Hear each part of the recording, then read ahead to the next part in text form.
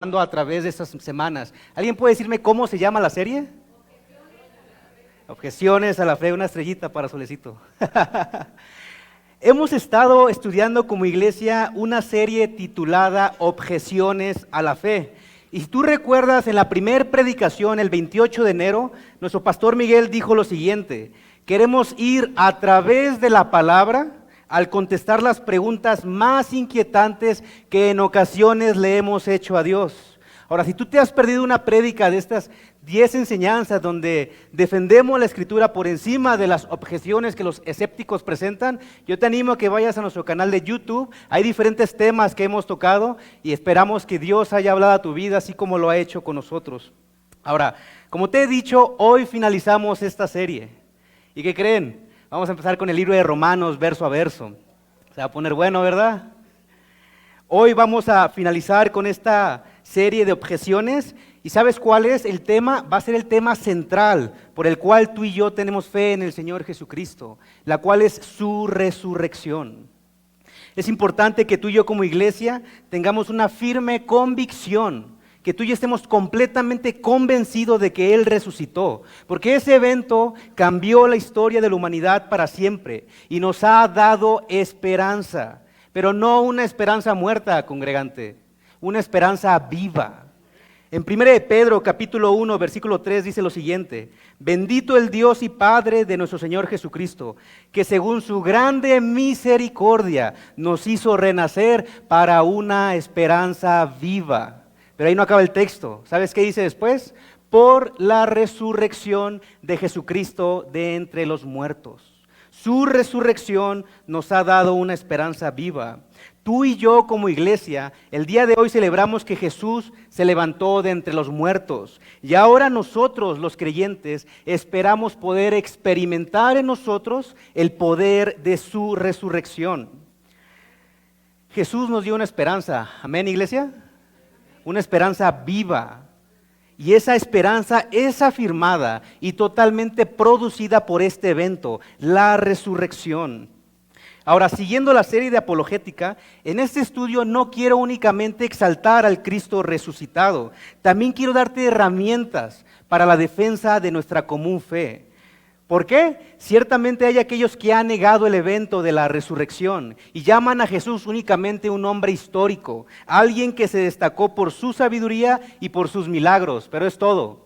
Fue lo único que hizo milagros y fue un hombre muy sabio, pero se quedó en la historia. No hay nada que destaque en la vida de Jesucristo.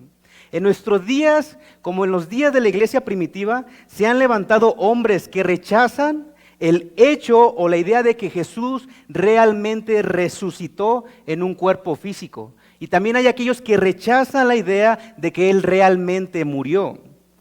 ¿Cuál es la defensa que tú presentarías ante estos ataques, congregante? ¿Cómo tú, como hijo de Dios, defenderías la resurrección de Jesucristo?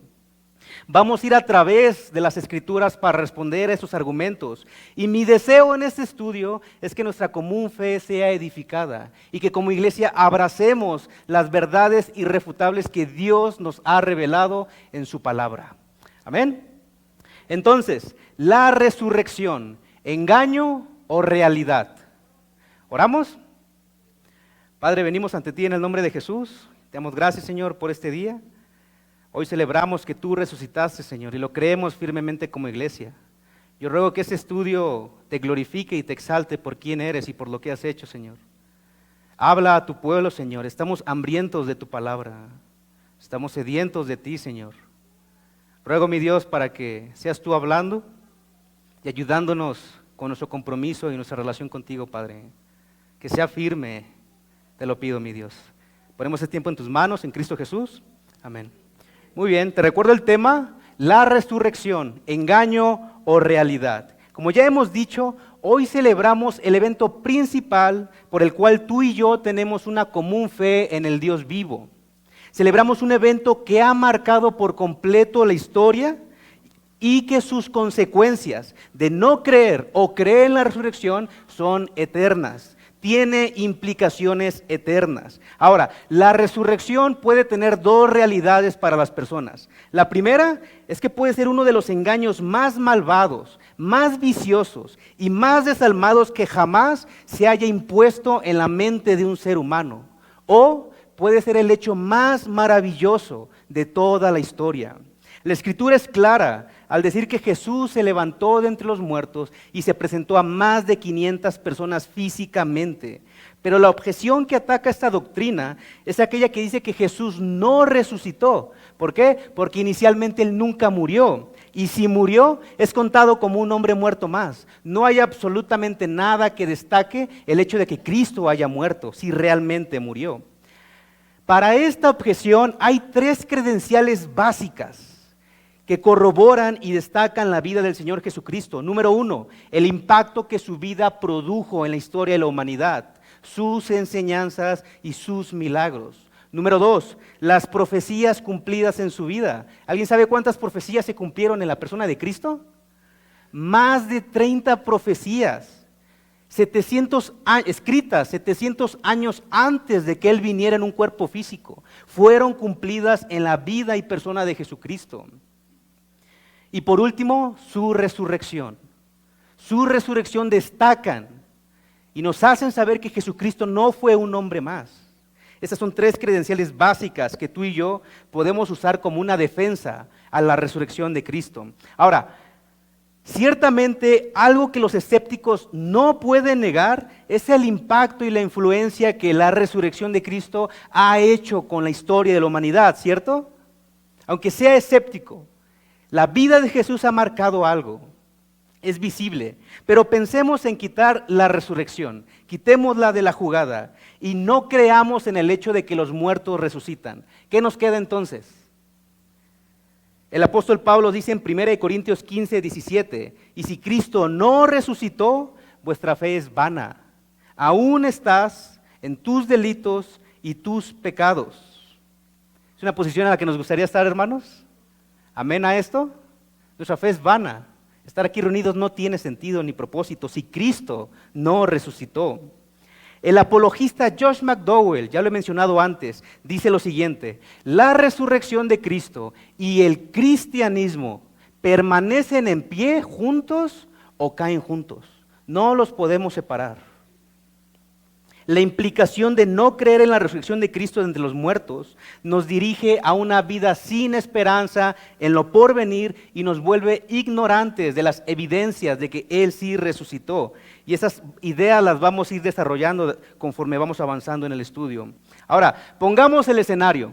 ¿Qué estaba sucediendo hace más de 2000 años en el antiguo Israel? Sabemos por los registros de los evangelios qué estaba sucediendo el viernes por la tarde.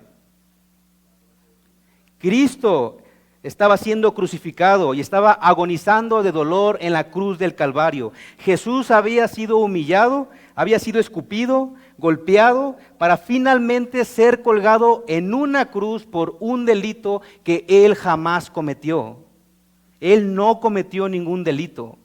Él era inocente. Los líderes religiosos habían planeado su arresto con la ayuda del gobierno romano y ¿con quién más? Judas Iscariote, discípulo del Señor Jesucristo. ¿Qué tan horrible fue el sufrimiento que Jesús tuvo que padecer para que tú y yo seamos salvos? En su oración en el huerto de Getsemaní, abre tu Biblia en Marcos capítulo 15, versos 34 y 36, nos hablan de momentos antes de que Jesús fuera arrestado, cómo era la condición de nuestro Señor. Marcos 15, versos 34 a 36 dicen lo siguiente: y les dijo a sus discípulos: mi alma está muy triste hasta la muerte, quedaos aquí y velad. Yéndose un poco adelante, se postró en tierra y oró que si fuese posible, ¿qué dice? Pasase de él aquella hora. Y decía: Abba Padre, todas las cosas son posibles para ti, aparta de mí esta copa. Son palabras de nuestro Señor. Pero ¿qué dice después? Mas no lo que yo quiero, sino lo que tú. En otras palabras, Jesús le estaba diciendo al Padre que si había otra manera de redimir, de salvar a los seres humanos sin que Él tuviera que padecer, que lo haga de esa manera. porque su escarnecimiento iba a ser inhumano. Tú puedes leerlo en los evangelios. Iba a sufrir por nosotros, por nuestro pecado. ¿Qué le respondió Dios? ¿Cuál fue la respuesta de Dios a la petición de Jesús? ¿Alguien sabe? Hubo silencio. Dios no le respondió a Jesús. Fue allí entonces donde Jesús entendió que no había otra manera para salvar a la humanidad. No había otra manera, congregante. Jesús, como el Cordero de Dios, fue llevado al matadero por nuestra basura, por nuestra maldad y por nuestro pecado, siendo inocente. Eso hay que tenerlo muy claro, iglesia. Él era inocente. Pero el escarnecimiento que él iba a padecer era tan humillante, tan degradante, tan doloroso, que el mismo Señor Jesucristo peticionó a Dios el Padre de que si había otra manera, que sea mejor de otra manera. Pero tú y yo sabemos que no fue así, iglesia. ¿Qué hizo Jesús? Se sometió. Se sometió a la voluntad de Dios por amor a nosotros. Porque quería que le conociéramos y quería reconciliarnos con el Dios vivo, a pesar de que tú y yo no le buscáramos, a pesar de que tú y yo ni siquiera teníamos el deseo de buscarle y encontrarle y entablar una relación con Él. Ese es nuestro Dios, iglesia. Alguien que se sometió y tuvo el enfoque puesto en lo venidero, para que tú y yo conozcamos las buenas nuevas de salvación y tengamos una esperanza viva, no una esperanza muerta. Jesús se sometió y, como bien dije, fue llevado al matadero. Después de ser interrogado por los líderes religiosos, Jesús fue llevado ante el prefecto Poncio Pilato. ¿Cuál fue la sentencia? Crucifícale, crucifícale. A pesar de que Pilato no encontró ningún mal en la vida de Jesús, ¿qué hizo el pueblo? ¿Qué gritaba? Entréganos a Barrabás, a pesar de que sea un homicida, pero crucifica a Jesús, crucifícalo. Algo que también es muy fuerte en este relato es la flagelación que el Señor Jesucristo tuvo que padecer por ti y por mí. Antes de que Cristo fuera entregado a la cruz, la Escritura dice que Pilato mandó a azotarlo. En esta práctica, los judíos tenían por norma únicamente azotar a la víctima 40 veces, nada más. 40 veces y es todo. ¿Cuántas veces crees tú que azotaron al Señor Jesús? No eran judíos los que tomaron ese látigo, eran soldados despiadados, romanos, que no tenían compasión por nada, que habían sido entrenados para hacer sufrir a otros. Y la orden fue: latiga a este hombre. ¿Cuántos latigazos crees que recibió el Señor Jesucristo? Fueron incontables. Los romanos se detuvieron cuando ellos se cansaron de golpear al Señor Jesucristo. Hasta ese momento ellos se detuvieron. ¿Cuál era la herramienta que usaban? Era un látigo que estaba compuesto de trozos de hueso y de metal, que muy fácilmente desprendían la piel de un ser humano en un solo golpe. Más de 40 golpes recibió Jesucristo en esta flagelación. Fue un castigo totalmente brutal, iglesia. ¿Tú crees que Jesús estaba jugando? Jesús quería salvarnos. Y eso lo mantuvo en pie, para que después de su flagelación tomara la cruz y fuera hacia el monte del Calvario, para finalmente culminar su obra redentora como vencedor. ¿Qué sucedió después? Jesús fue llevado a las afueras de Jerusalén. Ni siquiera fue dentro de Jerusalén, lo sacaron como a un desconocido. En ese monte del Calvario Él fue crucificado. Si lo vemos desde un punto de vista humano, Jesús había sido derrotado. Su muerte era una evidencia de que Cristo era un mentiroso y por lo tanto fue vencido por la muerte. Pero desde un punto de vista divino, Jesús estaba cumpliendo la obra redentora más gloriosa que ni tú ni yo podemos imaginarnos. Su resurrección es la culminación gloriosa del por qué Él vino a este mundo. Vino a buscar y a salvar lo que se había perdido. Y tú y yo estamos en ese círculo. Tú y yo nos habíamos perdido, pero Él no se rindió. Él fue hasta la cruz, fue hasta el final. ¿Amén, iglesia? Jesús estaba cargando en sí mismo el peso del pecado de todos nosotros. Abre tu Biblia en Colosenses capítulo 2. Colosenses capítulo 2, versículos 13 a 15.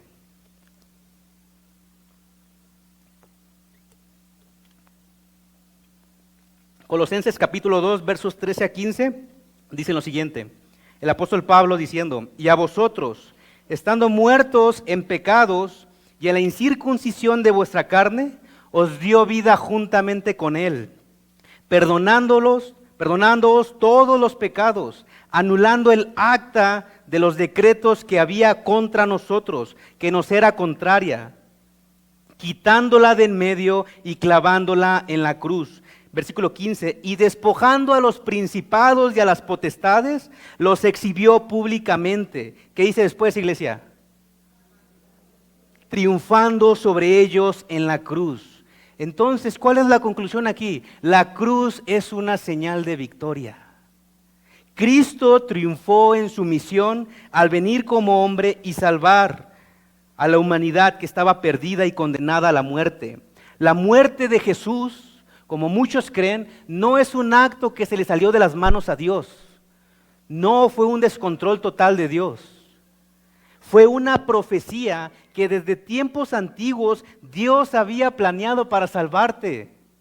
Ya estaba profetizada tu salvación, aunque tú ni siquiera estabas pensando en eso, aunque a ti ni siquiera te importaba. Él ya estaba planeando la historia de amor más gloriosa para que le conozcas, congregante.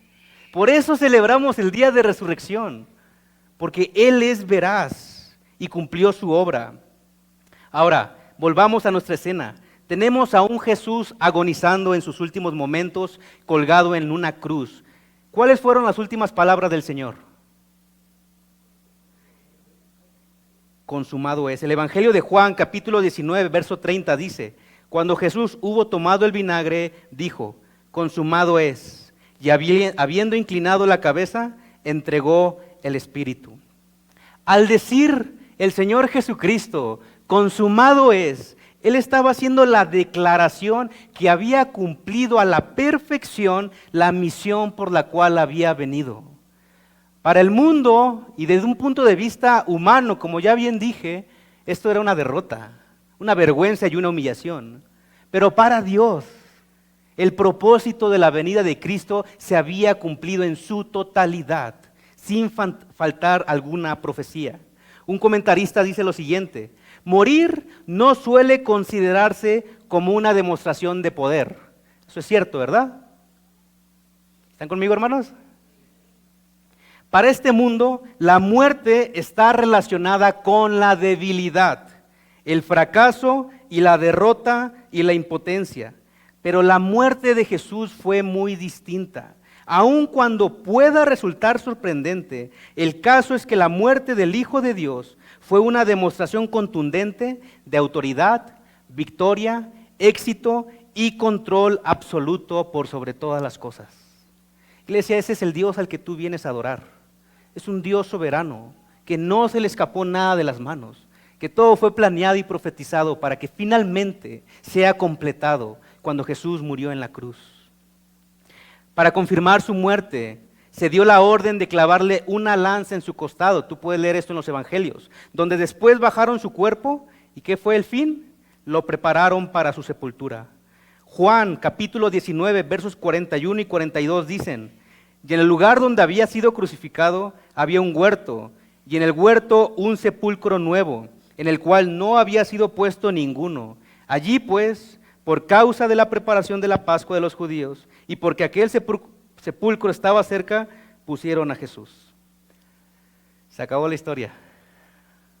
Jesús no resucitó, murió. Eso no es cierto, ¿verdad, iglesia? Iglesia, dígame que no es cierto, por favor. Es la base central de nuestra creencia como cristianos. Es el objetivo y la razón que le da sentido y significado a nuestra fe, la resurrección de Cristo. Este es nuestro escenario. Esto fue lo que verídicamente sucedió hace más de 2000 años en el antiguo Israel. Ahora, teniendo estos hechos como base, ¿Realmente Jesús se levantó de entre los muertos? ¿Es una realidad o nos han dicho la mentira más vil de la historia humana? Las objeciones que se han levantado en contra de la resurrección de Cristo se oponen directamente a que Él haya muerto verdaderamente. Tú y yo sabemos, por lógica, que alguien no puede resucitar si no muere físicamente primero, ¿cierto? No tiene sentido. Y las Escrituras, como dato histórico, no ficticio, dicen que Jesús murió viernes por la tarde, aproximadamente a las 4, pero que al tercer día resucitó. Observemos algunas de las objeciones contra la resurrección y después vamos a analizar las evidencias de que Él sí resucitó. ¿Están conmigo todavía? ¿O ya nos detenemos aquí? Muy bien, objeción número 1, la teoría del desmayo. ¿Has escuchado esta teoría? La teoría del desmayo enseña que Jesús realmente no murió, sino que simplemente se desmayó.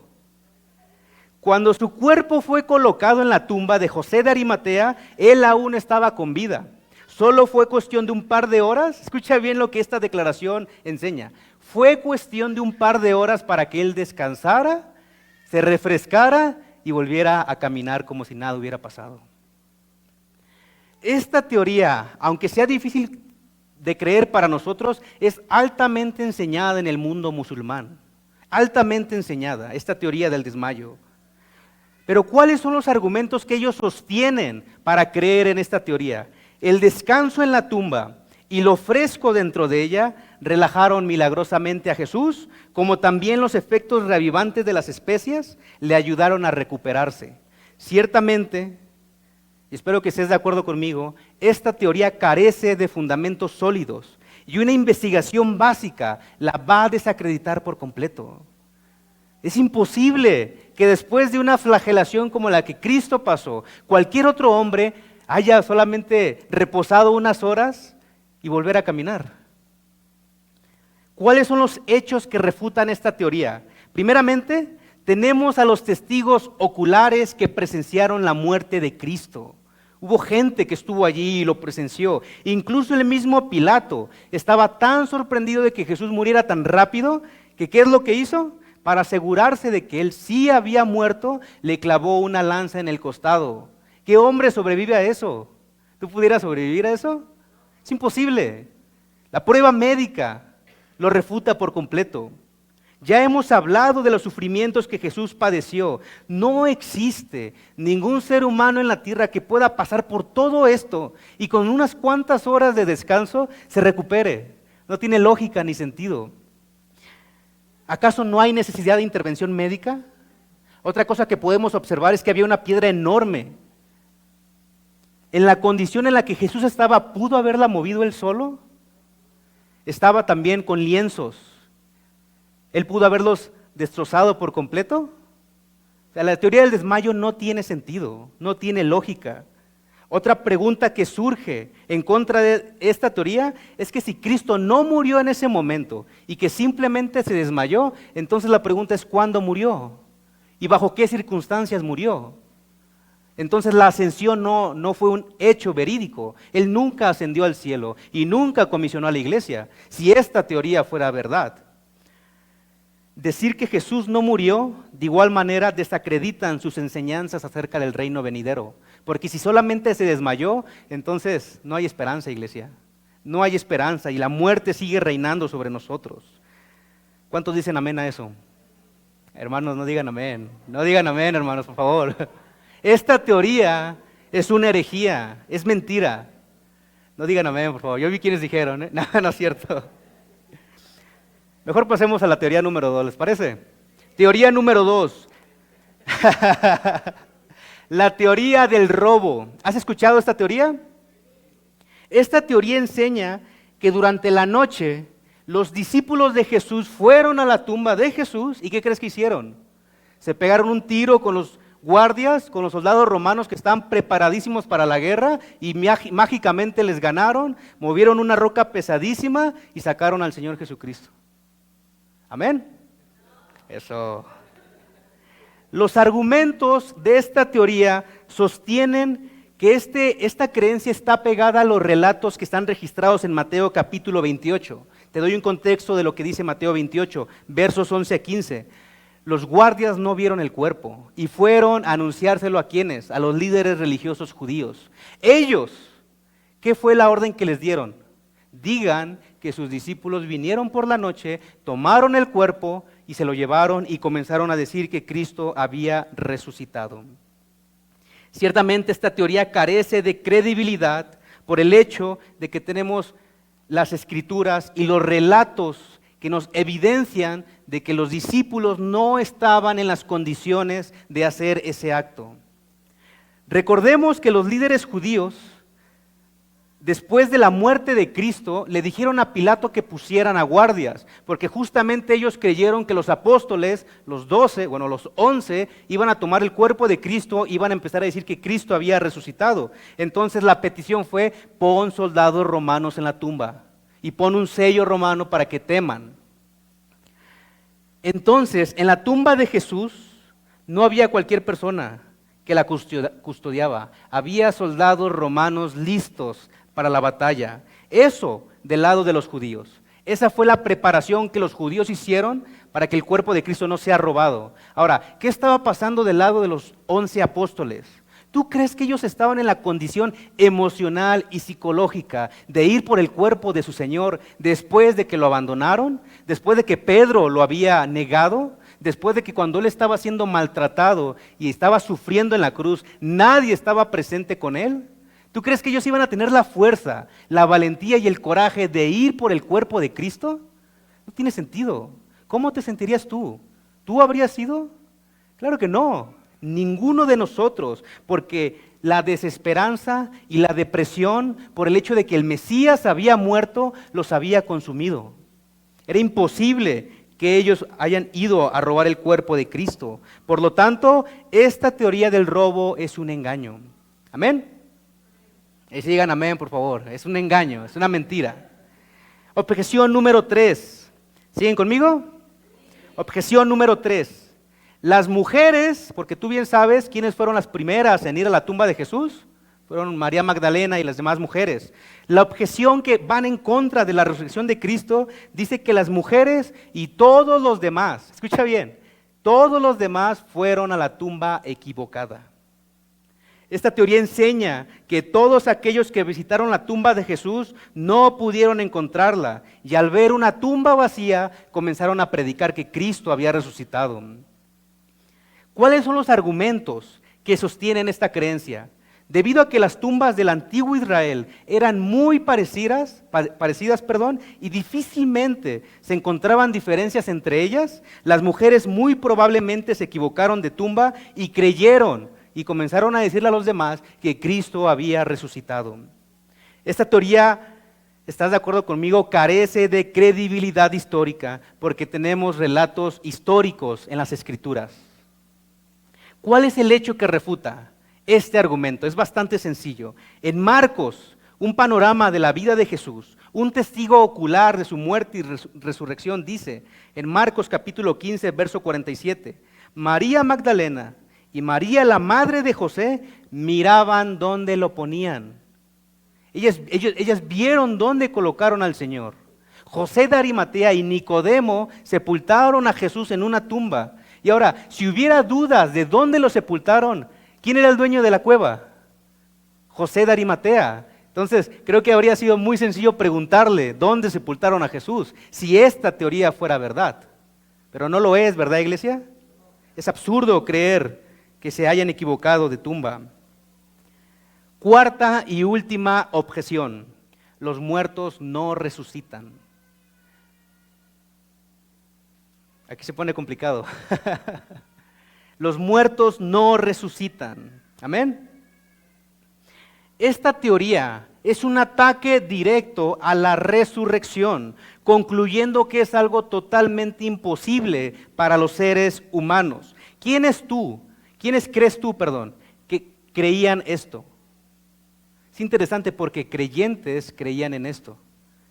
La Biblia dice que la iglesia de Corinto, una iglesia plantada por el apóstol Pablo, creían que los muertos no resucitaban. Estamos hablando de creyentes, ya no estamos hablando de escépticos.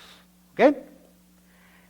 El apóstol Pablo los confronta de la siguiente manera: pero si se predica de Cristo que resucitó de los muertos, ¿cómo dicen algunos entre vosotros que no hay resurrección de muertos? Los creyentes en Cristo dudaban de que Jesús realmente haya resucitado, por lo que las enseñanzas acerca de la resurrección comenzaron a ser refutadas por ellos. Dejaron de creer en eso porque era imposible que tú y yo resucitáramos con el simple hecho de tener fe. Leemos el argumento de Pablo. Abre tu Biblia, por favor, en 1 Corintios. Vamos a leer ese texto juntos, iglesia. 1 Corintios capítulo 15. El apóstol Pablo da una defensa acerca de la resurrección del Señor Jesucristo. 1 Corintios capítulo 15, versos 13 a 19. Dicen lo siguiente: porque si no hay resurrección de muertos, tampoco Cristo resucitó. Y si Cristo no resucitó, vana es entonces nuestra predicación, vana es también su fe. Y somos hallados falsos testigos de Dios, porque hemos testificado de Dios que Él resucitó a Cristo, al cual no resucitó, si en verdad los muertos no resucitan. Porque si los muertos no resucitan, tampoco Cristo resucitó. Y si Cristo no resucitó, lo vuelvo a repetir, tu fe es vana. Por lo tanto, aún estás en tus pecados, iglesia, aún estás en tus delitos. Versículo 18, entonces también los que durmieron en Cristo perecieron. Versículo 19, si en esta vida solamente esperamos en Cristo, somos los más dignos de conmiseración de todos los hombres. Pablo está siendo enfático en el hecho de que si Jesús no resucitó, entonces no hay esperanza. No hay ninguna señal de esperanza si Cristo no resucitó. Su muerte no tuvo ningún impacto. Y aquellos que depositan su fe en Él somos las personas más dignas de lástima de toda la raza humana. Y Pablo continúa diciendo, si los muertos no resucitan, comamos y bebamos porque mañana moriremos. La implicación de rechazar el evento de la resurrección nos va a dejar a la deriva, sin esperanza y por lo tanto condenados a una eternidad en el infierno. No hay salvación para ti, congregante. No hay salvación de la muerte si Cristo no resucitó, si Cristo no fue quien dijo ser y Dios no lo levantó de los muertos, no tiene ningún sentido creer en Él. El poder de la muerte sigue reinando y cada ser humano, cada persona en este lugar, estamos condenados bajo el justo juicio de Dios. Así que mis hermanos, no tiene sentido estar reunidos aquí en este momento. Amén. No importa absolutamente nada de lo que hagamos. Nuestro destino es pasar toda la eternidad en el lago de fuego y azufre. ¿Aquí termina la enseñanza de Pablo? Gracias a Dios no. Gracias a Dios Cristo resucitó. Habiendo ya analizado algunas objeciones en contra de la resurrección y haberlas refutado con las Escrituras y la veracidad histórica, pasemos al siguiente y último punto de este estudio. Ya estoy terminando. Último punto, Jesús resucitó. Una realidad irrefutable. ¿Cuántos dicen amén? Pablo dice en 1 Corintios capítulo 15, verso 20, mas ahora Cristo ha resucitado de los muertos. Hay 4 registros de testigos oculares que presenciaron la resurrección, presenciaron al Cristo resucitado. Abre tu Biblia en Lucas capítulo 24, por favor. Lucas capítulo 24, versos 1 a 6.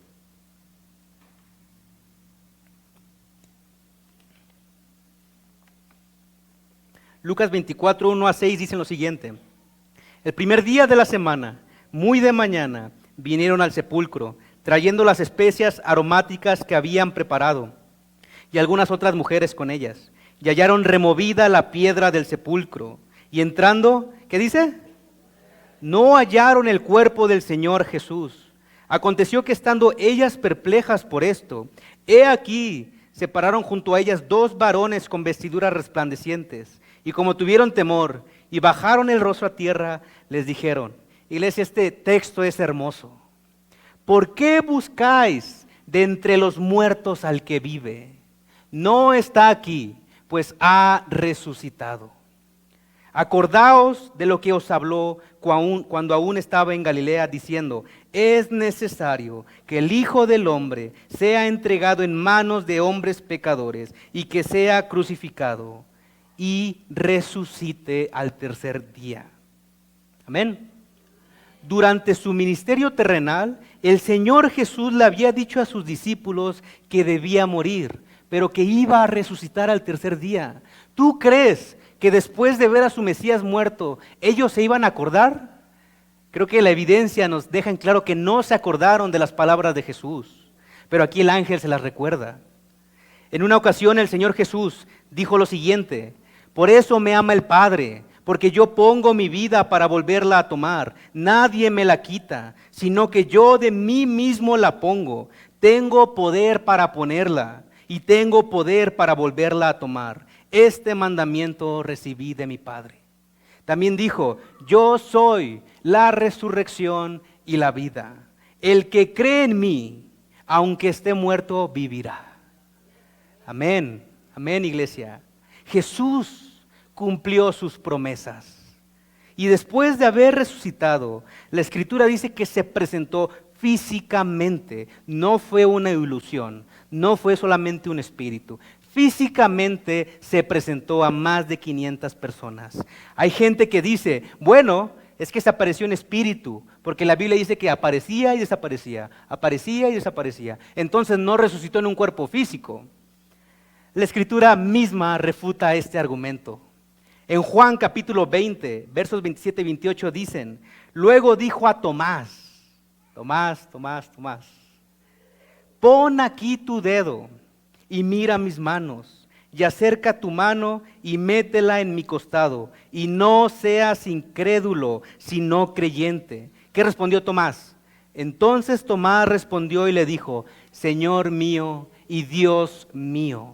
Dos reconocimientos a la deidad suprema del Señor Jesucristo. Esa es la implicación que debe producir en nosotros creer en la resurrección. Reconocer a Jesús como Salvador, pero también como nuestro Señor.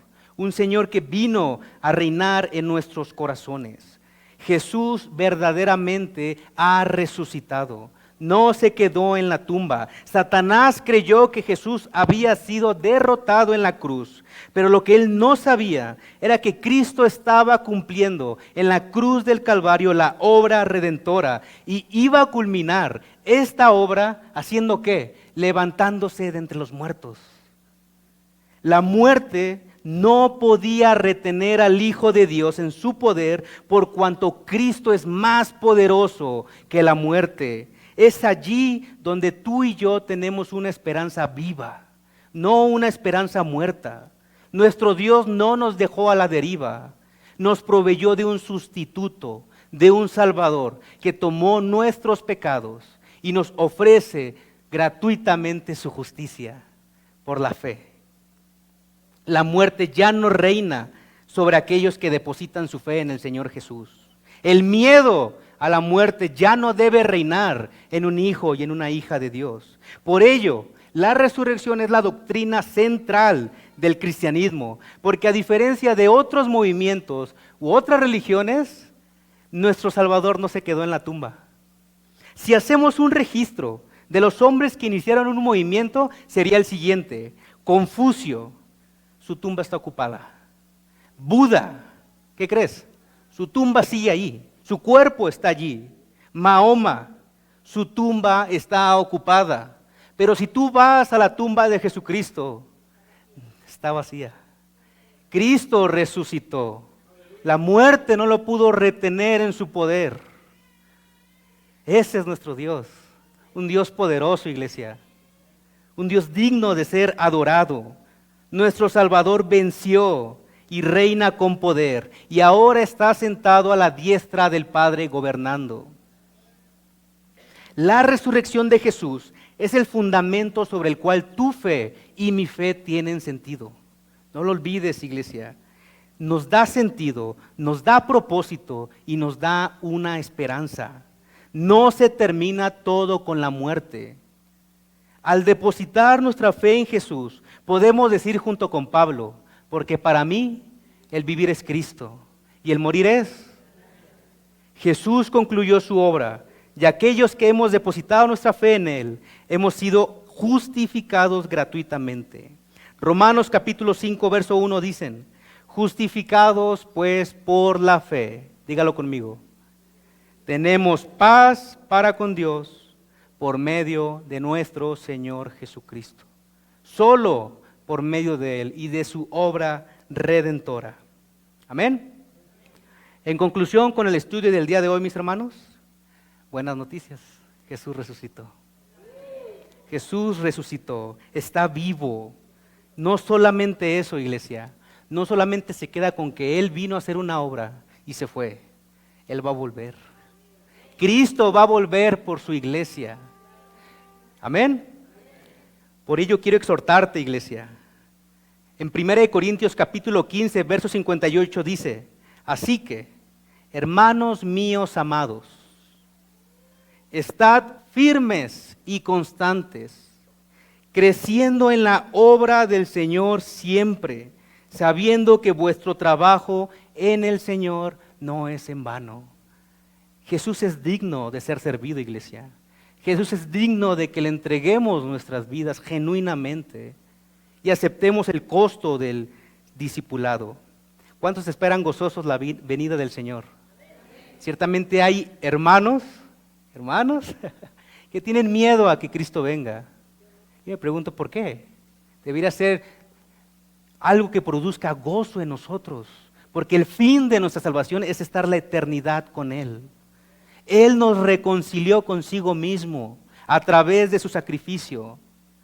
Entonces, iglesia, si vamos a estar la eternidad con Él en el cielo, comencemos a vislumbrar su gloria estando aquí.